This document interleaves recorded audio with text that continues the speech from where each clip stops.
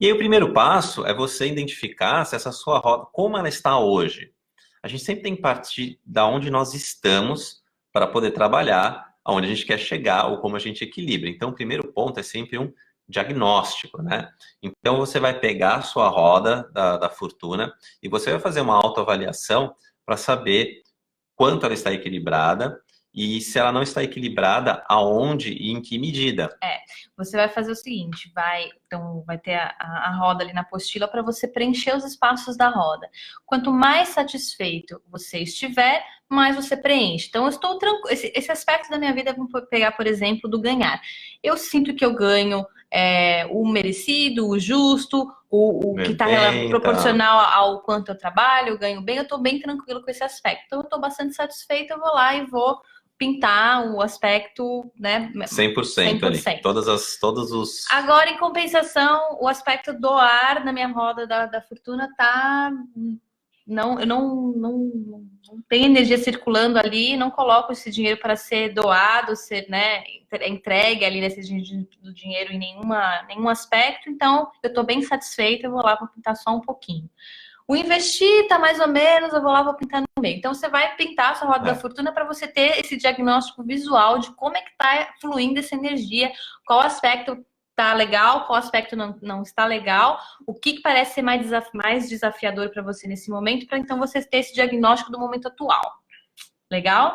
Vai fazer isso na sua roda da fortuna e daí isso vai te trazer esse diagnóstico de se essa roda está girando ou não e quais são os aspectos que estão mais desafiadores para você nesse momento. Onde está o seu maior desafio em relação ao dinheiro neste momento? Onde está o ponto de equilíbrio? Você vai sentir, você vai fazer essa reflexão e você vai chegar nessa... Naturalmente, isso vai emergir para você. E aí a gente então segue para a etapa seguinte do trabalho da Roda da Fortuna, que é fazer o seu iceberg, né? A gente precisa, né? O iceberg, ele 20% está fora da água e 80% está lá submerso, ninguém vê. Então, o objetivo do exercício do iceberg é ir da ponta, descer até a base, para identificar, para que você possa, então, identificar e tomar ações para reequilibrar a sua vida naquela dimensão da sua roda da fortuna que está desequilibrada. Porque você vai ver que o desafio que você identificou na roda, e o exercício do iceberg é importante que você pode ter mais de um desafio em relação à roda da fortuna, mas é importante você fazer com um de cada vez, o exercício do iceberg, porque você vai perceber que o desafio, ele é só a pontinha do iceberg, existem coisas por trás desse desafio, por que aquilo é um desafio para você? E a ideia desse exercício é justamente a gente ir descendo, até chegar na base do iceberg e identificar o que está por trás, que crenças estão ali por trás, por que aquele aspecto é um desafio para você, tá? Então, a gente vai agora conduzir este exercício do iceberg com um exemplo, para que fique mais fácil a sua reflexão. Vamos lá? Vamos lá. Então, eu serei a pessoa que vai fazer Você será o condutor e eu serei a pessoa que, né, vai responder as perguntas a respeito do exercício. Então, tem a sua apostila em mãos para você poder acompanhar e aí você já pode, inclusive, ir fazendo suas reflexões. Depois você anota e faz o exercício completinho. É isso aí. Então, a primeira pergunta Vamos fazer um exemplo aqui, Vamos fazer um exemplo aí para vocês entenderem, para vocês poderem fazer em casa aí com vocês mesmos. Tá. Então, assim, observando o resultado da Roda da Fortuna, qual que é o principal desafio com o dinheiro que você tem hoje?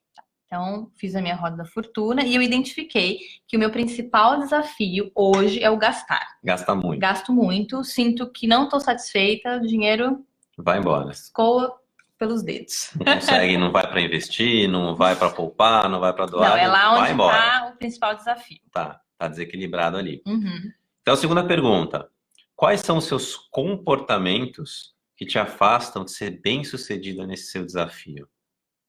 Quais os meus comportamentos? Então, eu compro muito impulsivamente. Então, se eu estou passando na rua e passo numa loja e vejo uma coisa bonita, eu vou lá, entro na loja, compro, sem pensar. Achei bonito, gostei, comprei, levei.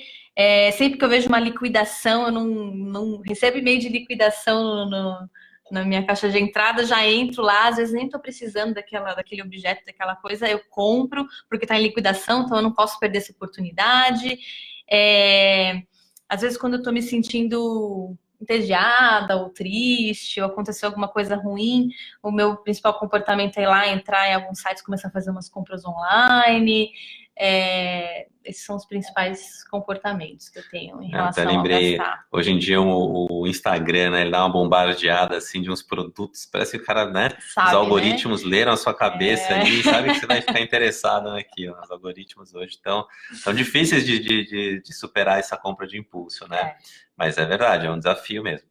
Terceira pergunta: qual é o diálogo interno que você diz para si mesma durante os comportamentos citados acima? Ou seja, qual a conversinha que rola ali na sua cabeça quando você está se comportando da forma que você falou agora? Uhum. O diálogo que acontece na minha cabeça é, poxa, eu trabalho tanto, eu dou duro, minha rotina é tão puxada, eu trabalho muito, não sou reconhecida no trabalho, eu mereço me presentear, eu mereço esse momento, sabe? Se eu não gastar o dinheiro comigo, eu vou gastar o dinheiro com o quê? Né?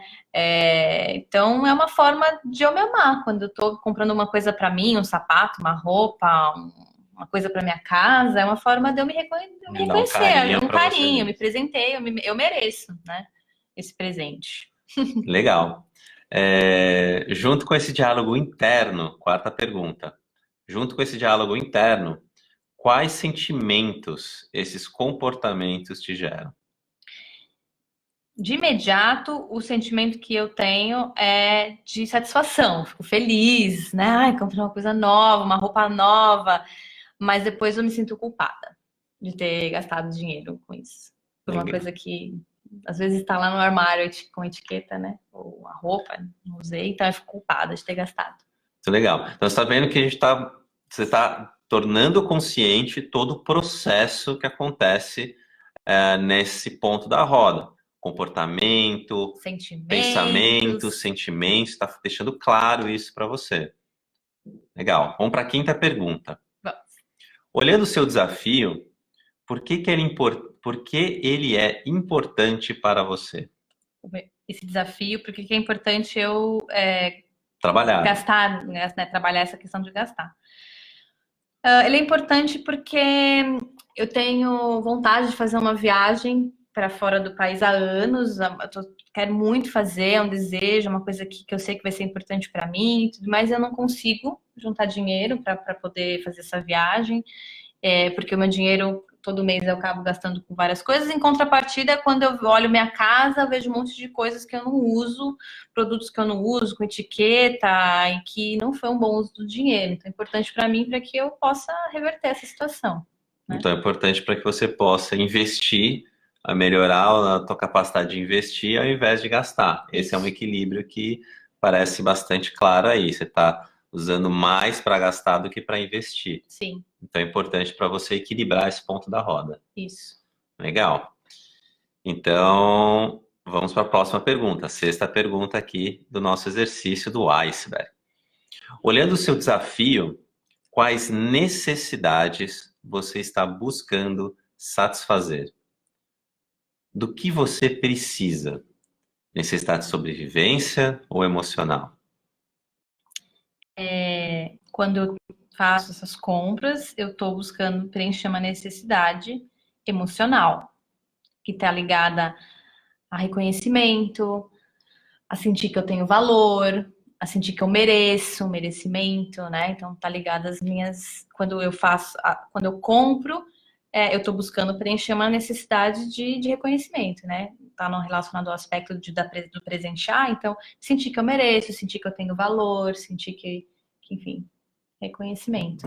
Você vê que a gente está chegando mais fundo na base do ar. Você vê que nesse exercício hipotético aqui que a gente está fazendo, ela está chegando à conclusão do que realmente, qual a necessidade que mobiliza os comportamentos, sentimentos e pensamentos que ela tem no dia a dia. Exatamente. E é ali que a gente está Querendo chegar. Então, a Lari está falando aqui que ela precisa se sentir reconhecida. Esse é o vazio emocional que faz com que ela tenha um desequilíbrio de gastos na roda da fortuna. Ela precisa se sentir reconhecida. Muito provavelmente, aqui eu vou entrar um pouquinho mais, eu tenho talvez esperado esse reconhecimento no meu trabalho, por exemplo, e não tenho tido esse reconhecimento porque eu estou buscando fora, né, algo que eu deveria estar preenchendo internamente. Então, já que eu não tenho esse reconhecimento lá, eu vou buscar fora em outro lugar, que é através da compra de bens de consumo para ir preenchendo esse vazio, momentaneamente esse vazio emocional. Mas como na teoria do Almas que a gente, né, que foi falado na outra aula, não preenche. Né? Vai cada vez aumentando cada vez mais esse buraco. Por isso, nessa necessidade de gastar mais, trazer mais bens, de preencher o buraco, que nunca preenche, é um buraco sem fundo. Né? Então, vamos lá, vamos continuar o exercício. Pergunta número 7. Se você não tiver essa necessidade atendida, qual é o seu medo? O que pode acontecer no pior cenário?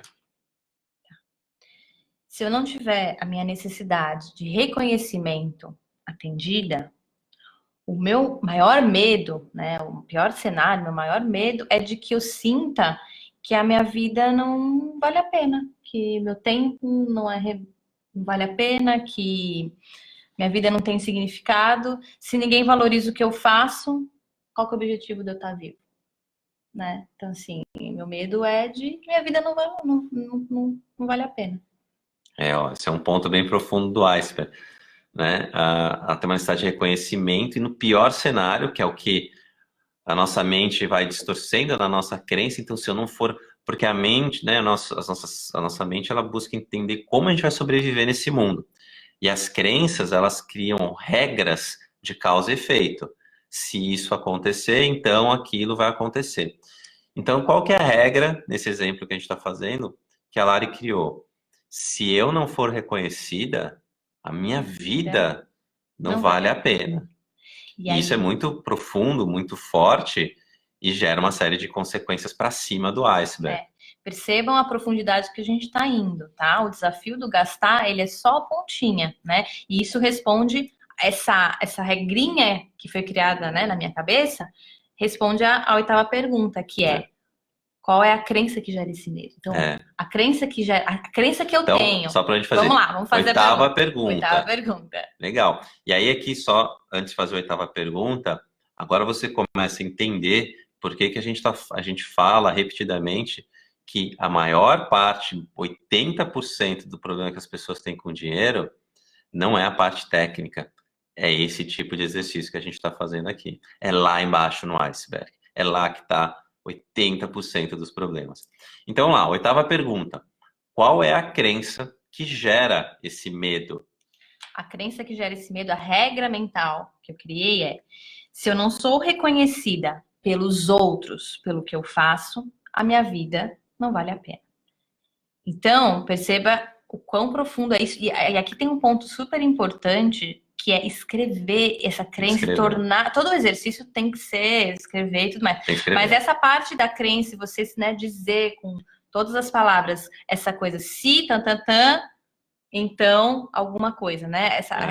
Essa formulinha, né, do se, então, é importante para você entender qual é a regra que você criou na sua cabeça, né, a respeito desse desafio. Então, nesse caso, se eu não for reconhecida pelos outros, pelo que eu faço, a minha vida não vale a pena.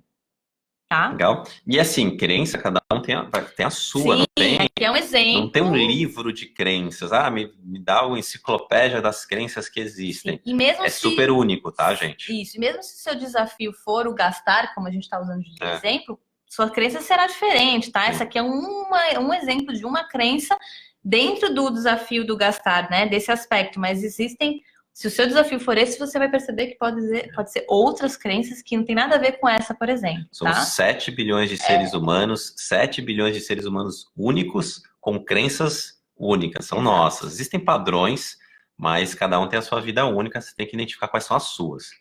Muito bem. Agora um ponto, agora a gente vai partir para começar a entender essa crença. E desconstruir. E fazer a virada. Então assim, legal, a gente chegou na base do iceberg, vamos fazer a virada. Pergunta número 9. Quais evidências reais que você tem de que essa crença é uma verdade absoluta? Então, eu vou olhar para a minha crença, que Se eu não for reconhecida pelos outros pelo que eu faço, minha vida não vale a pena. E eu vou olhar as evidências de que isso é real. E quando eu olho para a minha vida e para a minha história, eu não consigo encontrar nenhuma evidência, nenhum fato, nenhum exemplo que me comprove de que isso é uma verdade. Que se você não for reconhecida, Não, sua vida não vale nada. não, porque não é de fato assim, não é isso, não consigo encontrar essa evidência. É, E pode ser que no seu exercício você encontre alguma evidência, e tudo bem, porque essa evidência às vezes reforça, né? Mas aí você precisa olhar se essas evidências tornam aquilo uma verdade absoluta para todo mundo, para todo o universo, né? Todas as então, pessoas se comportariam a partir daquela crença. exatamente. Então, vamos para a pergunta 10. Existe alguma outra maneira de olhar para essa situação? Sim, existe outra maneira. Sempre tem, né, gente? Sempre tem Nunca uma tem uma maneira. maneira única de olhar para a situação. Então, legal. Então, vamos para a pergunta 11. Quais evidências você tem, fatos, evidências, exemplos, né? Coisas. Quais evidências você tem do contrário a essa crença?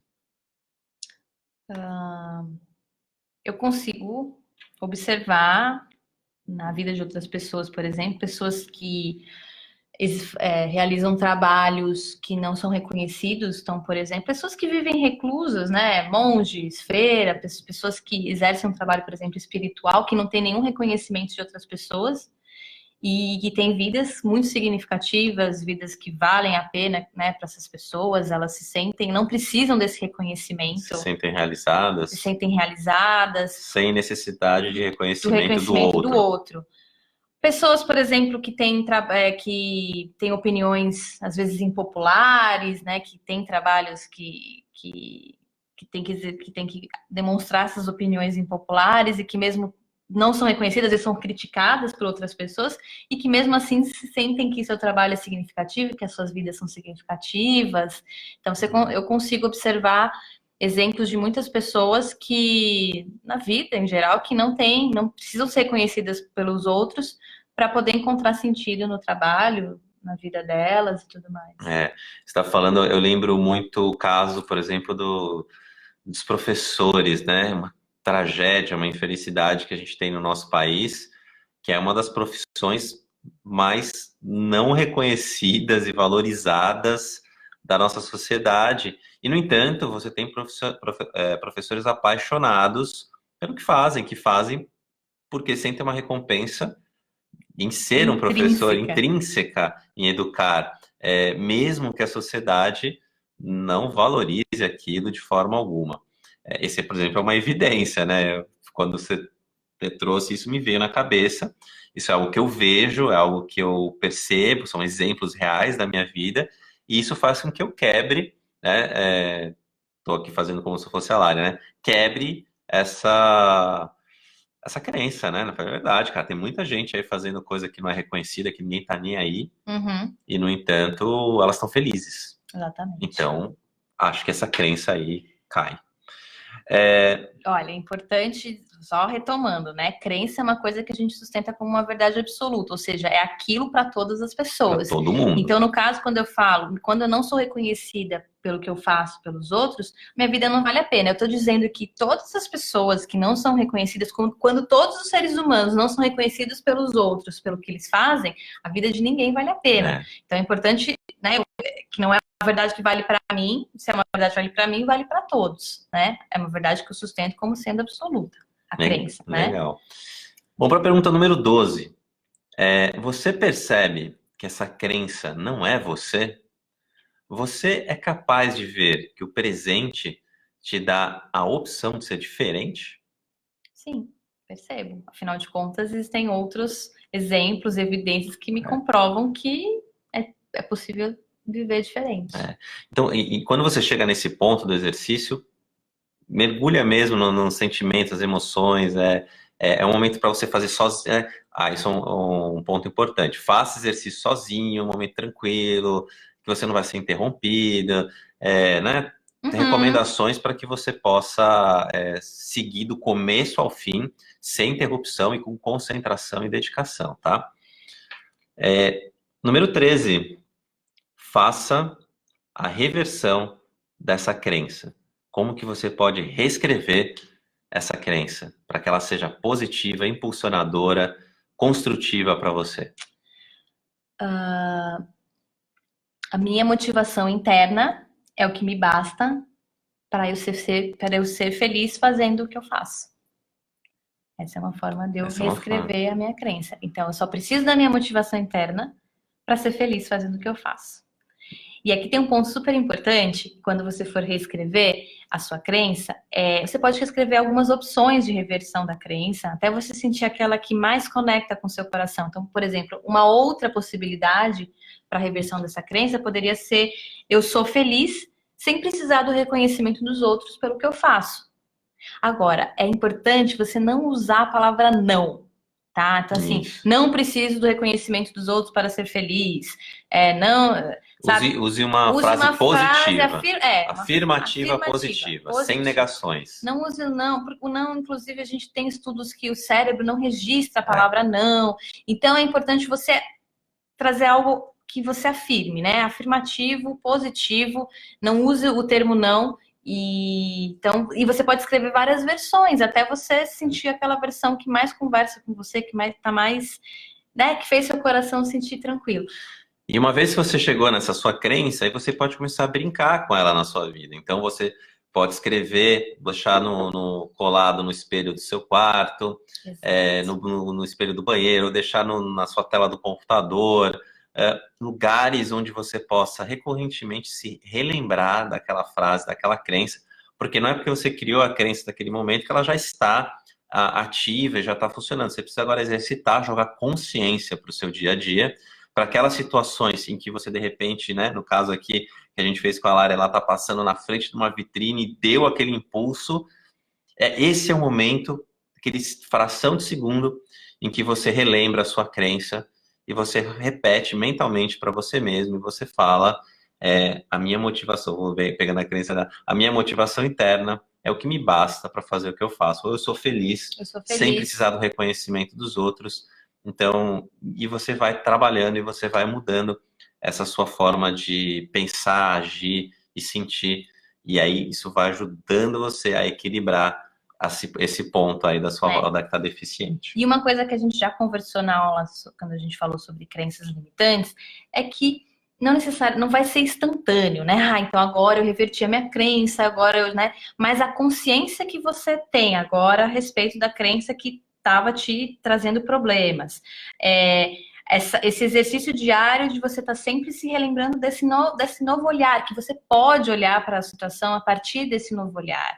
É o que vai, aos poucos, construindo essa nova forma de você pensar, de você acreditar, de você se relacionar. É um trabalho diário, é uma construção, né? É um processo que vai dia após dia. Imagina, você traz isso da sua vida durante anos, está cristalizado, até pouco tempo atrás estava inconsciente, então não é do dia para a noite que a coisa muda, mas só o fato de você ter trazido consciência e aos poucos você permitindo que essa nova forma de pensar vá direcionando seus comportamentos, você vai ver que não precisa de muito tempo para já uma nova forma de se comportar vai começar a surgir para você.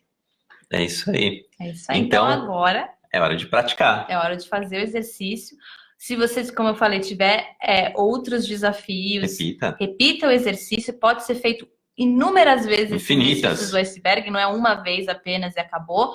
Que ele sempre pode te trazer insights e reflexões novas. Aí tem uma pergunta final, que é, né, quais são os insights que você teve a partir do exercício, que aí cada um vai trazer as suas reflexões. Então, sempre que você sentir um desequilíbrio, sempre que você vai para o iceberg, agora você tem a ferramenta, agora você sabe como manipular a energia do dinheiro, use, aplique. Como a gente fala, transformação é quando a gente une conhecimento, que agora você tem, com ação. Quando a gente une esses dois, a gente atinge transformação. Se a gente só tem conhecimento e não faz nada com isso, não gera nada. Se a gente tem muita ação, mas a gente não sabe por que a gente está agindo, a gente só está gastando energia, não chega em lugar nenhum. Quando a gente junta os dois, conhecimento com ação, você gera transformação na sua vida. Então, bora fazer transformação. É hora de praticar. Abraços. Tchau!